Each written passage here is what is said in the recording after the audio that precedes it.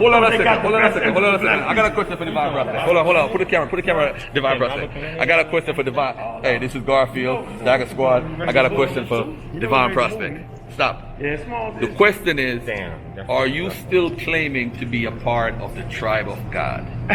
What? Yes or no? No, you. That is hilarious. All right, let me ask you this. Let me ask you a question. Yeah, you gotta ask me a question. All right.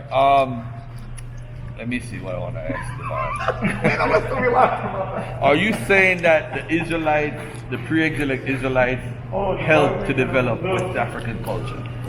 No, I never said that.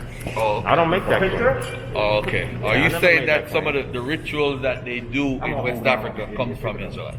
No, I'm saying that syncretism took place. Cultural syncretism took place because one group had a similar custom, another one did, and through acculturation over time, you have a situation where successive generations are growing up, and then things are, amalgamated. And sometimes when you don't have a myth to explain a particular custom, it's he's there. He's the same. I don't know. He's just talking on the phone. He's not paying us no mind. Yeah. Then sometimes what happens is pretty much when you study African spirituality and African customs, most practices that are done have a myth behind explaining why the people do that, right? Whatever the case is. Sometimes in anthropology, when they examine a situation where customs are being performed, and the locals are like, well, we don't have a myth for it, but this is just something that we do inherently, it typically means it could have been introduced by some kind of foreign entity and made its way in the culture, right? Through syncretism, you know what I'm saying? Or through trade or something like, for example, cowrie shells. Good example. Cowrie shells can be used for divination, but that's not native to West Africa. That was brought to West Africa. So you can't say, but what I'm saying is it was brought to West Africa. It didn't originate here. So that means syncretism took place where somebody used this, bumped into this group. They say, yeah, we can use that too for this, and it became part of the culture. So that's what I'm simply saying. It happens over time. You have to parse out what those practices are, look at another group, do what's called comparative cultural analysis, and then look at the if somebody used the cowrie shells, correct. Would you call that more? Because if I'm using bones and rocks, and somebody else is doing divination with shells, and then we're in close proximity to each other, maybe we're trading or whatever the case may be, and I'm like, I could substitute bones and rocks for shells, because depending on what you're doing specifically, right? And then that gets introduced into the culture, and now they're using it for that purpose. You know what I'm saying? So how did the Israelites get to West Africa, in your opinion? Through migration. Migration. From when? What time period? That's a great question.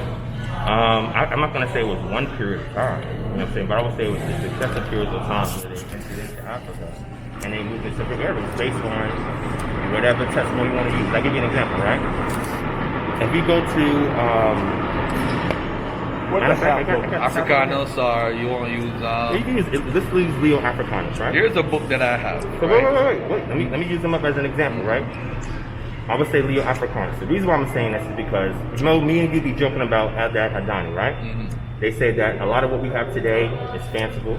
But what they've done is that they do some of the things that he did mention, and they said that some of these things are actual facts. But other things was conflated because stories of him was going to different areas.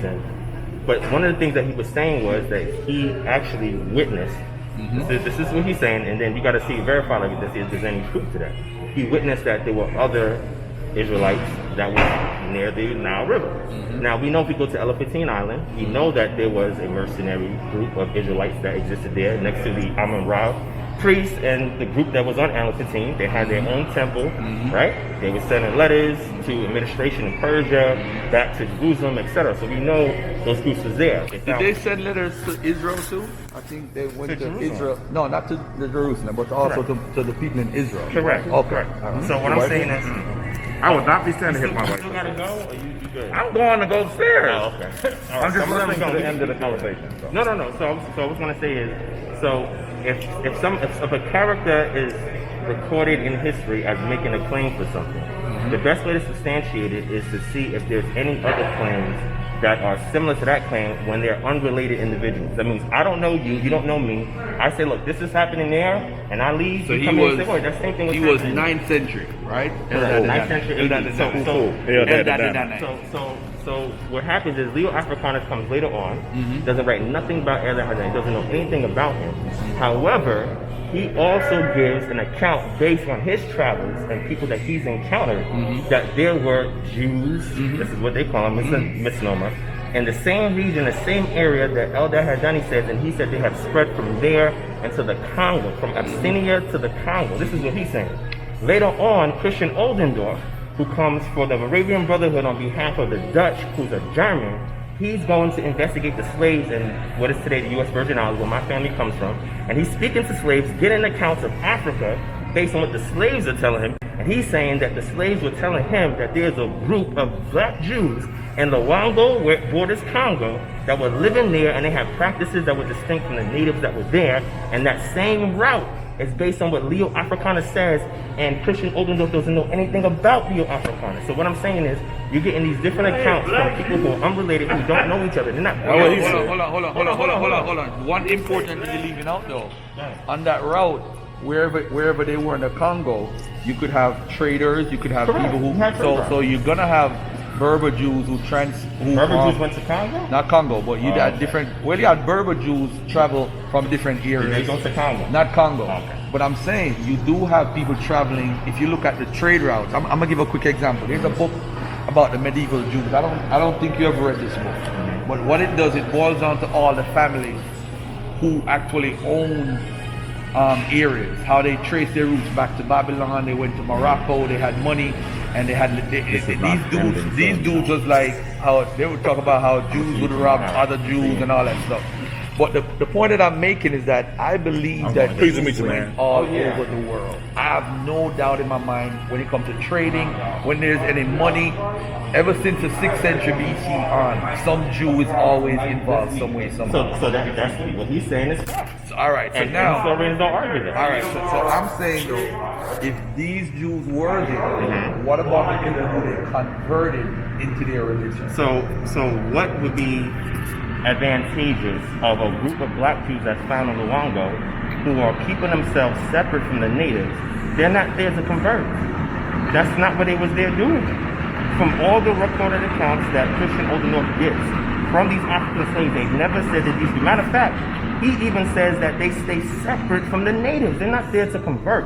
What I'm saying is, all these individuals who were called Jews that came into Africa, all of them wasn't there on a conversion mission. All of them wasn't there on trade routes, trading. Some of them were isolated groups because that particular group, when you go to Tudor Parfit, which you like to go to a lot, who I've spoken with, and I'm part of his organization, he even says that's a legit account. And he says we need to do additional research to find out who these groups are because no known Jews of that time knew who this group was. There was no connections to them. They wasn't there to trade. They actually lived there in the Luango region. Now, the Vili peoples, who are the ones that control Luango. What's the region you're talking about? The Congo? I'm talking about Luango. Luango borders the Congo. That's the point. So you had Angola and you had Luango as a trading place. It's possible. So what I'm saying is, but the Vili Hold on, peoples at what time period was that?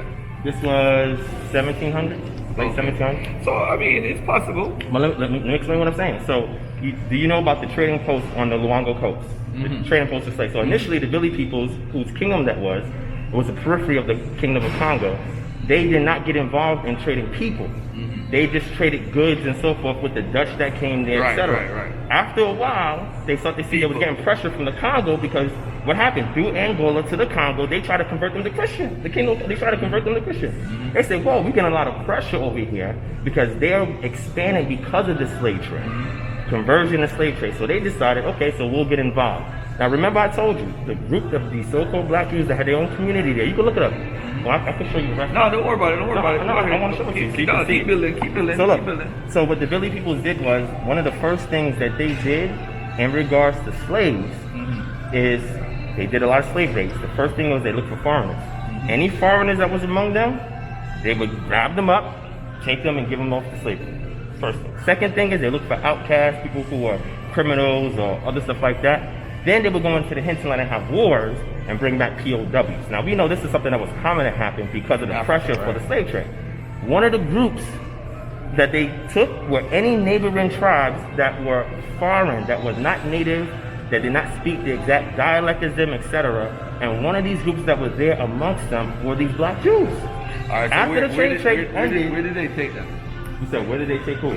Those slaves. They took them to the coast. A lot of them went to the U.S. Virgin Islands. Because the Dutch was getting involved So and you, they have were a, bringing the so slaves. you have a connection to the U.S. Virgin Islands. Man, listen, you know you're I saying do.